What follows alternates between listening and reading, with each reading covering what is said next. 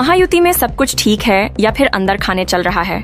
बड़ा राजनीतिक खेल। महाराष्ट्र की राजनीति में एक बार फिर बयानबाजी ने सियासी पारा चढ़ा दिया है। शिवसेना के राज्य प्रवक्ता अरुण सावंत ने भाजपा और उद्धव ठाकरे गुट के कथित बढ़ते समीकरणों को लेकर कई तीखे सवाल खड़े किए हैं। अरुण सावंत ने आरोप लगाया है कि अगर आदित्य ठाकरे के कहने पर मिलिंद नार्वेकर का एक फोन या संदेश मुख्यमंत्री देवेंद्र फडणवीस के फैसलों को प्रभावित कर सकता है, तो यह सवाल उठना स्वाभाविक है कि आखिर भाजपा निर्णय किसके इशारे पर ले रही है। सावंत ने दावा किया कि सुधार समिति में आने वाले 7 प्रस्तावों की जानकारी भाजपा के नगर सेवकों को पहले से थी या नहीं, यह स्पष्ट होना चाहिए। लेकिन अचानक उद्धव ठाकरे गुट की ओर से संपर्क होने के बाद इन प्रस्तावों को स्थगित करने का निर्णय लिया गया, जिससे कई सवाल खड़े हो रहे हैं। शिवसेना प्रवक्ता ने यह भी कहा कि मुंबई की जनता ने भाजपा और मुख्यमंत्री एकनाथ शिंदे के नेतृत्व वाली शिवसेना को जनादेश दिया है, न कि उद्धव ठाकरे गुट को। ऐसे में भाजपा अगर अपने सहयोगी दल की अपेक्षा विपक्षी गुट के नेताओं को अधिक महत्व देती दिखाई दे रही है, तो यह महायुति के कार्यकर्ताओं और समर्थकों के बीच असंतोष का कारण बन सकता है। सबसे बड़ा सवाल अब यही है कि क्या भाजपा महायुति धर्म निभा रही है या फिर राजनीतिक समीकरणों के चलते नए रिश्तों की तलाश में है।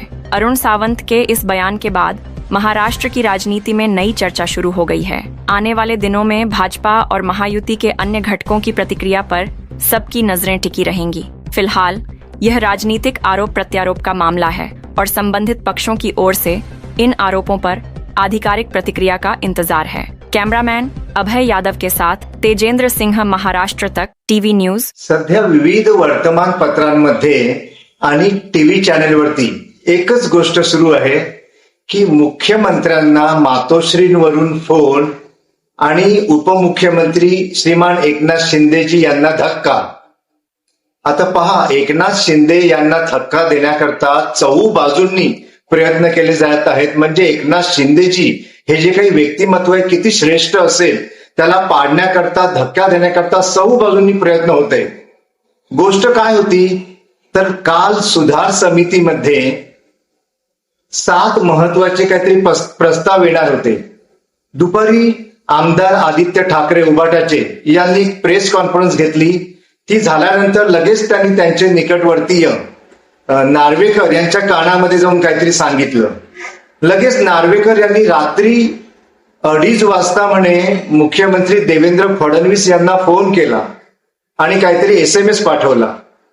4 वाजता तो SMS देवेंद्र फडणवीसजी यांनी वाचल्यानंतर त्यांनी सकाळी म्हणे पटापट फोन केला आणि दुसऱ्या दिवशी जे काही प्रस्ताव सुधार समितीत येणार होते ते तात्काळ थांबवायचे आदेश दिले, असं वर्तमानपत्र म्हणतायत आणि टीव्ही चॅनल्स म्हणतायत। आता दुसऱ्या दिवशीच्या सुधार समितीच्या मीटिंगमध्ये तात्काळ जे भारतीय जनता पार्टीचे नगरसेवक शिवसेनेच्या म्हणजे आदरणीय एकनाथ शिंदेजी यांच्या शिवसेनेच्या बरोबर होते, हा निर्णय घेणार होते, त्यापासून ते लगेच वेगळे झाले। का तर वरून आदेश आला आणि दुसऱ्या दिवशी वर्तमानपत्रांनी अशा बातम्या चालवल्या की याच्यामध्ये काहीतरी गडबड होणार होती, म्हणून आम्ही म्हणजे भाजपाने या प्रस्तावाला विरोध केला। अगोदर सगळे एकत्र होते, नंतर विरोध व्हायला सुरुवात झाली। आता मातोश्रीवरून फोन गेला आणि भारतीय जनता पार्टीने लगेच हा निर्णय घेतला। म्हणजे मुंबईच्या जनतेने जो काही निर्णय घेतला होता महायुतीला महानगरपालिकेमध्ये बसवायचा, का घेतला तर 25-30 वर्ष ज्या उबाटाच्या नेत्यांनी या मुंबईला लुटलं, ओरबाडलं, त्यांना सत्तेतून दूर फेकायचं होतं, जनतेने ते केलं सुद्धा।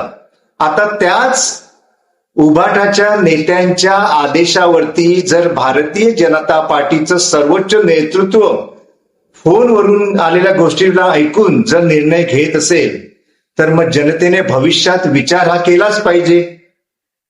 कारण आता मुख्य त्यांच्याबरोबर युतीमध्ये जे मित्र आहेत त्यांच्यापेक्षा त्यांना उबाटाच्या नेत्यांचे फोन हे जास्त महत्वाचे वाटायला लागले आहेत, असं वर्तमानपत्रांमधून मी वाचतोय। मला काही त्याच्याबद्दल आतली बातमी नाही, परंतु जनतेने यापुढे चाणाक्ष राहिलं पाहिजे आणि योग्य ते निर्णय घेतले पाहिजेत।